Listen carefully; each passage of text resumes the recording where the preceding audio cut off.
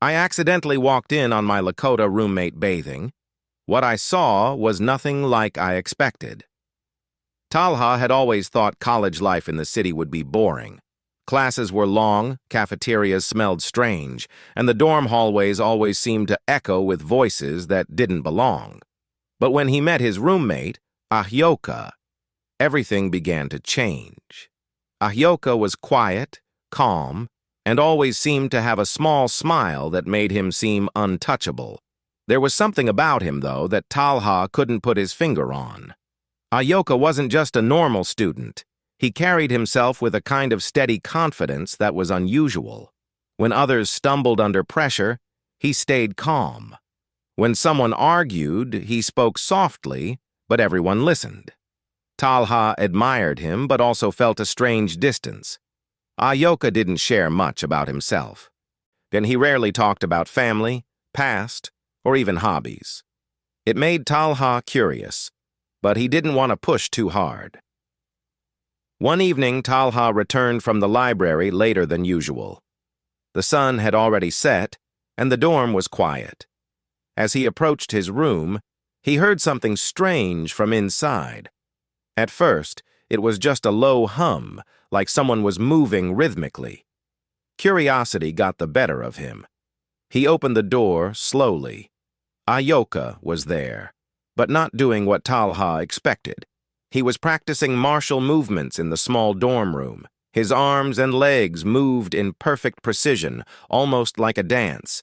His focus was absolute. Every motion was deliberate, and every stance had strength behind it. Talha froze, unsure if he should interrupt, but he couldn't look away. He had heard about martial arts before, but this was different. And it wasn't just a routine or a hobby. Ahyoka's movements had meaning. They carried something deeper, something Talha could feel in the air. It was not violence, but power, discipline, history. "Ah," Ahyoka said calmly, noticing Talha at the door. "You shouldn't be here. I didn't know you were, training like this," Talha stammered. Ahyoka chuckled softly. "It is not training as you think. This is part of who I am, part of where I come from." Talha watched in awe as Ahyoka continued. He moved with precision, stopping suddenly, eyes closed, taking a deep breath. There was a quiet intensity in the way he stood. Talha realized he had stumbled upon something sacred, something personal. "Your grandfather nor family?" Talha asked cautiously, not wanting to seem rude. "My grandfather taught me," Ahyoka said quietly. He taught me to respect strength and courage, not just in fighting, but in living. Every movement, every choice matters." Talha nodded, fascinated. He had never thought of courage in that way. To him, courage was loud, obvious, but Ahyoka's courage was quiet, invisible, yet stronger than anything Talha had seen. That night, Talha lay awake thinking. He couldn't stop seeing Ahyoka's movements in his mind. Every precise motion, every deep breath, every glance of calm strength. It was like watching a story unfold without words, a story of history, discipline, and pride. Over the next few days, Talha tried to get to know Ahyoka better. He noticed small details that made him even more curious. Ahyoka never missed morning classes, but he was always awake before the sun. He often went for long walks alone, sometimes disappearing for hours. When he returned, he carried a sense of peace that Talha envied. One evening, Talha asked, "Ahyoka, can you tell me about where you grew up?" Ahyoka smiled faintly, eyes distant. "I grew up on the plains. The land teaches you things no classroom ever can." Talha was intrigued. He tried to picture wide fields, endless skies, and rivers flowing under the sun. He imagined Ahyoka running across them, learning from the earth, the wind, and the animals. He began to understand that Ahyoka's quiet courage came from that land, from a heritage far older than the city or college life. Days turned into weeks, and Talha began to see more of Ahyoka's secret world. One weekend, Ahyoka invited him to a small gathering. Talha didn't know what to expect. When they arrived, it wasn't a party or a casual meeting. It was a gathering of elders, young people, and families. Ahyoka moved among them with respect and ease. Talha realized this was where Ahyoka truly belonged, a community bound by tradition, wisdom, and honor. At the gathering, Ahyoka performed a short ceremony. Talha couldn't understand the words, but the actions told him everything he needed to know. The way Ahyoka bowed, held his hands, and moved, he was honoring something greater than himself. The entire room watched him, and yet he remained humble, calm, and focused. Talha felt a wave of admiration mixed with awe. That night, Talha couldn't sleep. He kept thinking about courage, strength, and honor. He had expected his roommate to be quiet and unremarkable, but what he had discovered was the opposite. Ahyoka carried a history, a pride, and a skill that made him extraordinary. The more Talha observed, the more he realized that courage was not always about loud acts or obvious bravery. Sometimes courage was private, hidden from the eyes of others. Sometimes it was about discipline, respect, and understanding the weight of every choice. As Talha drifted to sleep, he made a decision. He wanted to learn from Ahyoka, not just martial skills, but the deeper lessons about life, strength, and honor. He wanted to understand the quiet power that came from tradition, respect, and inner courage. Little did Talha know, this was only the beginning. In the days to come, he would see Ahyoka face challenges that would test not only his skills, but his very heart. And Talha would realize that discovering someone's hidden courage could change his own life forever. The weeks passed, and Talha could not stop thinking about Ahyoka. Every moment in the dorm, every walk across campus, every shared meal reminded him of his roommate's calm strength.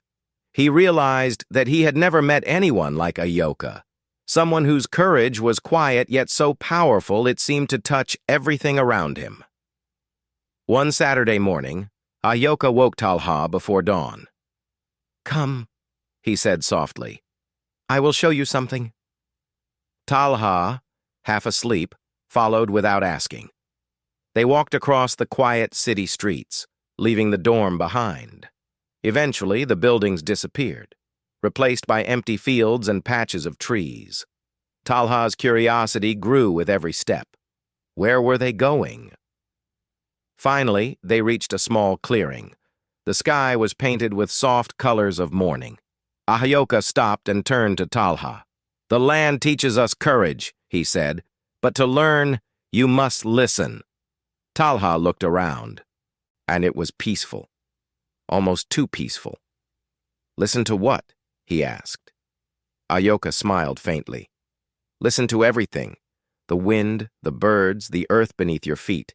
Everything speaks, but you must be quiet to hear it." For a few moments, Talha just stood there. He felt silly at first. How could the wind or trees teach him anything? But then he noticed the soft rustle of leaves, the distant cry of a hawk, and the smell of damp soil. It was different from anything he had experienced in the city. Slowly, he began to feel a sense of calm he had never known. Ahyoka guided him through a series of exercises. He taught Talha how to walk quietly, how to focus his mind, and how to sense changes in the wind. Every action was slow, deliberate, and precise. Talha realized that each movement required attention and care. It was not just physical. It was mental, emotional, and spiritual. "This is how warriors train," Ahyoka explained. "Not for fighting others, but for controlling yourself. Courage begins inside. You cannot face danger without first understanding who you are." Talha struggled at first. He stumbled, tripped over roots, and felt impatient. But Ahyoka never scolded him. Instead, he moved beside Talha calmly, showing him how to correct his stance, how to breathe deeply, how to sense the earth. Slowly, Talha began to feel something shift within him. After several hours, they sat in the clearing. Ahyoka handed Talha a small wooden stick. "This is for focus," he said. "It is simple, but it will teach you discipline." Talha watched as Ahyoka demonstrated. With precise movements, Ahyoka moved the stick through the air in patterns that seemed impossible. Every motion had balance and rhythm. Talha tried to copy him. At first, his movements were clumsy. The stick hit the ground several times, but Ahyoka was patient, correcting him gently. "You must connect your mind to your body," Ahyoka said. "Do not rush. Do not force. Learn to listen and move as one." Hours passed. Talha felt exhausted but strangely alive. He realized that courage was not about facing danger alone. It was about patience, awareness, and control. Every small victory, every corrected mistake, was a step toward true strength. As the sun began to set, Ahyoka led Talha to a nearby stream. "The water teaches lessons too," he said. "Watch how it flows. It moves around obstacles without breaking. It is strong because it is flexible. And that is the courage you must learn." Talha gazed at the flowing water. He began to understand. Courage was not loud or sudden. It was quiet, adaptable, and persistent. It was the kind of courage that Ahyoka carried every day, in every action, in every thought. The next day at college, Talha noticed subtle changes in himself. He felt calmer in class. He noticed details others overlooked. He was more patient with classmates, more aware of his surroundings, and even more confident in speaking up. But most importantly, he began to see the strength hidden in Ahyoka, not as something distant, but as a guide he could follow. One evening, a challenge came without warning. A group of students were struggling to organize a campus event. Tensions rose quickly, and arguments started to break out. Talha felt the old impulse to step back, and to let others fight their own battles. But he remembered Ahyoka's lessons. Courage begins inside. Control yourself. Act with purpose. He approached the group quietly. "We can't solve this by shouting," he said calmly. "Let's listen to each other. We need a plan, not anger." The group paused. Slowly, they began to listen. By the end of the evening, the event was organized successfully. Talha realized that courage was not just physical. It was moral, social, and emotional, too. He had faced a challenge without losing his mind or his heart, and he owed this new understanding to Ahyoka. That weekend, Ahyoka invited Talha to another gathering. This time, it was deeper, more serious. Talha met elders and families who welcomed him warmly. They shared stories of courage from the past, tales of warriors, hunters, and leaders who had faced impossible challenges with patience, wisdom, and strength. One elder, a woman named Winona, spoke directly to Talha. "You are learning to see the strength in others," she said. "That is the first step to discovering your own. Courage is not measured by what you can destroy, but by what you can protect, understand, and guide." Talha felt the weight of her words. He realized he had been looking for courage in the wrong places. He had expected it to be loud, visible, dramatic. But true courage, he now understood, was invisible until it was tested. As the sun set over the fields, Talha and Ahyoka walked back in silence. Talha felt tired but alive. He had learned more about courage, discipline, and respect than he had in all his years in the city, and he knew the lessons were only beginning. That night, Talha reflected on the week. He had discovered a hidden world, one of strength, patience, and deep connection to the earth. He had begun to see Ahyoka not just as a roommate, but as a teacher, a guide, and a friend. He wondered what challenges the future would bring. He knew that life would test him, just as it tested Ahyoka. But he also knew that with patience, observation, and inner strength, he could face anything.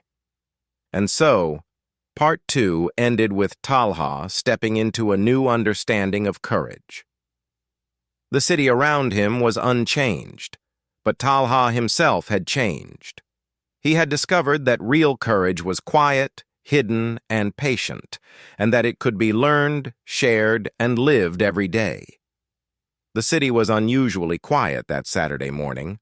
Talha had been invited by Ahyoka to join him on a journey beyond the campus, deeper into the fields and forests that surrounded the outskirts. Talha felt both excitement and nervousness. He had learned much from Ahyoka already, but he had also begun to sense that the lessons were far from over. As they walked, Ahyoka spoke little, but every movement seemed intentional, every glance focused.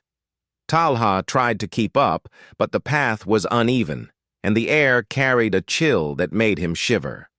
Eventually, they reached a hill overlooking a wide stretch of land.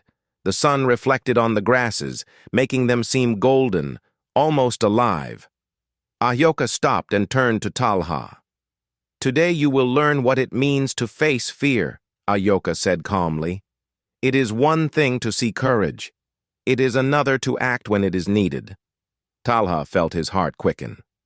"What do I need to do?" he asked. "You will follow me," Ahyoka replied, "and you will face the unknown. But remember, fear is only dangerous if you let it control you." They descended into the valley below. Trees and brush thickened as they moved. The sound of the wind changed. Talha noticed shadows moving among the branches and felt an uneasy sensation he had never experienced before. He wanted to hesitate, to step back, but Ahyoka's steady presence gave him courage. Suddenly, a loud noise broke the silence. A fallen branch, a rustle of leaves. Talha's first instinct was to panic, but Ahyoka remained calm. He raised his hand in a quiet gesture, signaling Talha to stay still. Talha froze. His heart pounded in his chest, but he focused on his breathing, just as Ahyoka had taught him. The rustling grew closer. Then a small group of wild deer emerged from the bushes. Talha let out a shaky breath. And the danger was only in his mind, yet the lesson was real. He had felt fear, controlled it, and acted with patience. Ahyoka nodded approvingly. "This is only the beginning," Ahyoka said. "True courage is tested when stakes are high, not when things are safe." They continued their journey, eventually reaching a narrow river crossing. The current was swift and the stones were slippery. Talha hesitated, glancing at the rushing water. "Trust yourself," Ahyoka said. "Trust what you have learned. Fear will not help you here. Only focus and balance will." Talha took a deep breath and stepped onto the first stone. It wobbled under his weight and he nearly fell, but he remembered the exercises. Slow movements, deep breathing, awareness of the earth beneath his feet. Step by step he crossed, his confidence growing with each movement. But when he reached the other side, he felt a surge of accomplishment. Ahyoka clapped lightly. "You see? Courage is not reckless. It is careful. It is disciplined. And it is earned." They walked further, entering a dense grove where the sunlight barely touched the ground. Ahyoka motioned for Talha to sit. "Now comes the final test," he said. Talha's curiosity was piqued. "Test? What do you mean?" "You must face something alone," Ahyoka explained. "Not because I want to leave you behind, but because true courage is measured in moments when no one watches. You must face what frightens you, and return unharmed, not just in body, but in mind." Talha's stomach tightened. He had never faced real fear alone. What could it be? A wild animal, falling, getting lost. Ahyoka simply handed him a small pouch. Inside was a piece of flint, a small wooden charm, and a note written in simple words. "Listen to yourself. Trust your heart." Talha nodded, though uncertainty remained. Ahyoka motioned toward a shadowed path in the grove. "Go. I will wait at the edge. When you are ready, return to me." With trembling steps, Talha entered the grove alone. Darkness surrounded him. Every sound, branches cracking, birds calling, made him jump. His mind conjured danger at every turn. but he remembered Ayoka's words. Fear is only dangerous if you let it control you. He took a deep breath and focused on the flint in his hand, the charm in his pocket, and the rhythm of his own heartbeat. Slowly he walked, paying attention to the path, the wind, the earth beneath his feet. After what seemed like hours, he reached a small clearing. In the center was a simple tree, its branches stretching toward the sky. Suddenly, a small snake slithered near his feet. Talha froze. His first instinct was to run, but he remembered the lessons. Stay calm, assess, move carefully. The snake moved away without harming him. Talha realized then that fear often exaggerated danger. The snake was not deadly, and the branches that had scared him were harmless. Courage was not the absence of fear. It was the choice to move forward despite it. As he made his way back, Talha's steps were steadier. The darkness no longer felt threatening. It felt alive, alive with lessons waiting to be discovered. When he finally emerged from the grove, Ayoka was waiting, calm and expectant. "You returned," Ayoka said simply. "Yes," Talha replied, feeling a mixture of pride and relief.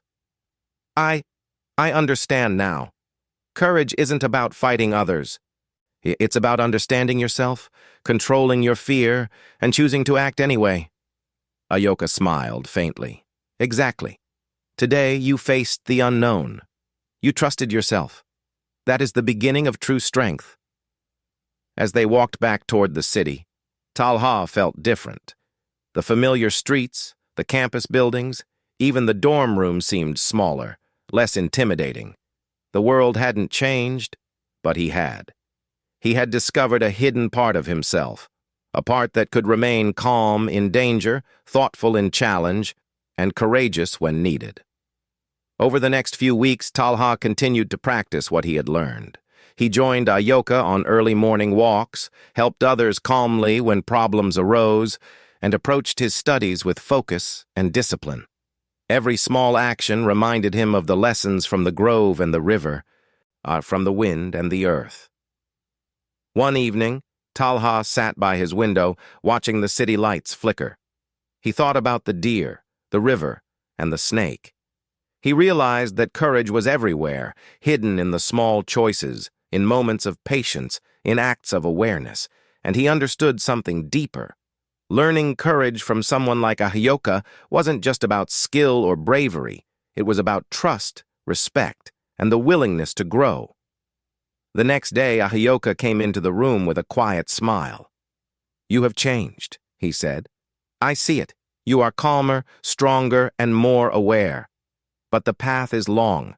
There will always be more to learn, more challenges, more moments to test your heart." Talha nodded. He felt ready.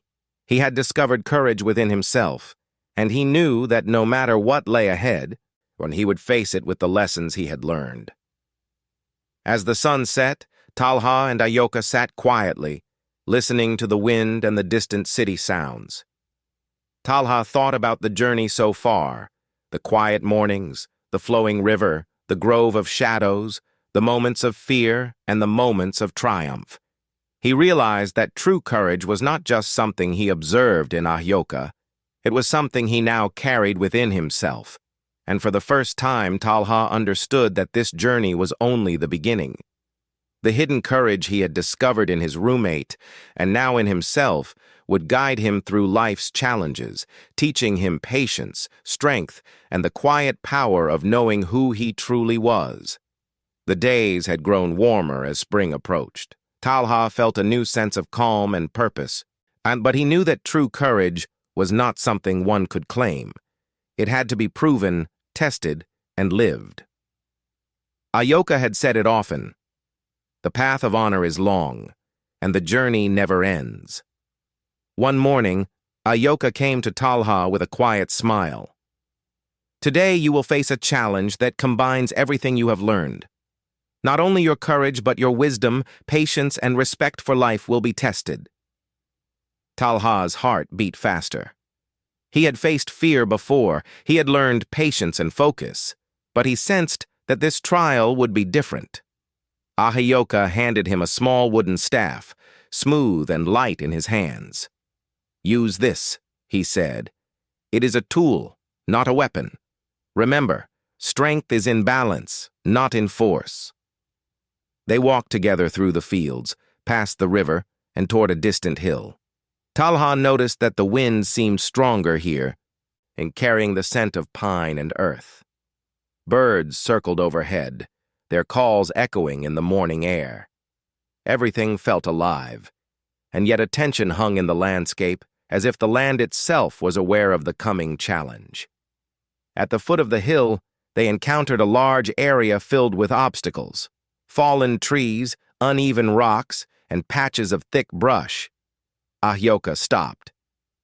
"Here is where you will practice courage, not just as a student, but as someone ready to lead. You will navigate this terrain and help others who may be lost or frightened. You must act wisely, calmly, and with respect for the land and those around you." Talha nodded, understanding the gravity of the task. This was more than a test of skill. It was a test of heart. They began.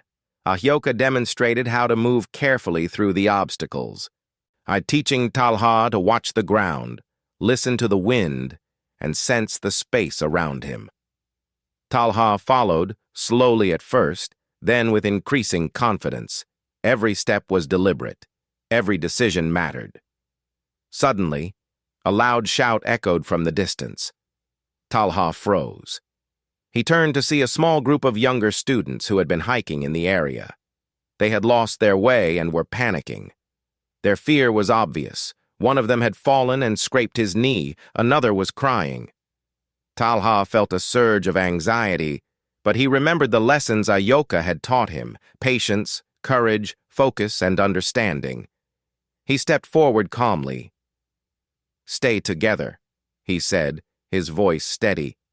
"Follow me. We will get through this safely." The students looked at him with a mixture of relief and surprise. Talha realized that leadership required more than bravery. It required trust, guidance, and a willingness to face responsibility. He guided them through the tricky terrain, showing them how to step carefully on unstable rocks, avoid thorny bushes, and move with awareness. Whenever someone stumbled, he offered steady hands, gentle words, and encouragement. As they neared the top of the hill, a sudden rain began to fall, making the rocks slippery and the paths muddy. Talha's heart pounded, but he kept his calm. He focused on breathing, observing the land, and guiding the group steadily.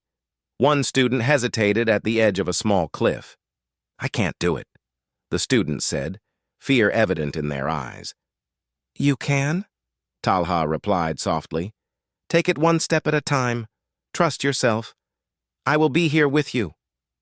Step by step, and the student followed Talha's instructions and reached safety. Talha felt a deep sense of fulfillment. He realized that courage was not only for oneself, it was for others. True courage, guided, protected, and inspired. When they finally reached the top of the hill, the group looked out over the valley below. Rain sparkled on the leaves, and the land glimmered in soft sunlight breaking through the clouds. The students cheered, not just for reaching the hill, but for the courage they had discovered in themselves. Ahyoka stepped forward and placed a hand on Talha's shoulder. "You have done well," he said. "You faced fear, guided others, and acted with wisdom. You have learned what few ever do, that courage is not just for oneself, but for those who need it most." Talha felt a sense of pride, but it was tempered by humility. He understood that this was not the end of the journey, only a step along the path of honor. Over the next days, Talha reflected on everything he had learned. He thought about the first time he had seen Ahyoka practicing in the dorm, the walks in the early morning, the river crossing, the dark grove, and the obstacle-filled hill. Each experience had built upon the last, creating a foundation of courage, patience, and wisdom. Talha also began to teach others what he had learned. He helped classmates manage stress, guided newcomers through the campus, and even taught some of the younger students simple exercises in awareness and balance. He realized that courage multiplied when shared, and that true strength was not measured by power alone, but by the impact one could have on others. One evening, as the sun set and the sky turned gold, Talha and Ahyoka sat quietly on the hilltop. The wind whispered through the grasses, carrying the scent of earth and trees. Talha spoke softly. "I never imagined courage could be like this. I thought it was about fighting or proving yourself. But now I see it's about understanding, patience, and helping others." Ahyoka nodded. "You have learned well. Courage is not a trophy. It is a practice, a choice, and a responsibility. Those who carry it honor themselves, their community, and the land." Talha felt a deep gratitude for his roommate, for the lessons, and for the path he had been given. He realized that his life had changed in ways he could never have imagined. The quiet strength he had discovered in Ahyoka had become his own, and it would guide him forever. As darkness fell, the two sat in silence, watching the stars emerge. And Talha thought about the challenges that would come in the future. There would be tests of courage, moments of doubt, and times of fear. But he now knew he could face them, because he had learned the most important lesson of all. Courage is not the absence of fear, but the ability to act with wisdom, patience, and honor, even when fear is present. And so the story of Talha and Ahyoka reached its first full circle. From a curious student witnessing a hidden practice in a dorm room, to a young man who had faced fear, guided others, and embraced his own courage, Talha had grown. He understood the depth of strength that comes from tradition, respect, and mindful action. Ahyoka turned to him and smiled. "The journey continues, Talha. Courage is never complete. It grows just as you do. Remember that. And you will always find your way." Talha nodded, feeling a calm certainty he had never known before. The land, the lessons, and the guidance of Ahyoka had given him a gift he would carry for life. He understood that courage was a living thing, quiet, patient, and persistent. And now he could step forward into the world, not just as a student or a roommate, but as someone who had truly learned what it meant to walk the path of honor. The wind whispered through the grasses one last time, as if acknowledging Talha's growth. The stars shone brightly above, reflecting the courage now shining quietly within him. And in that moment, Talha knew that the hidden strength he had discovered in Ahyoka and himself would guide every step he took from that day forward.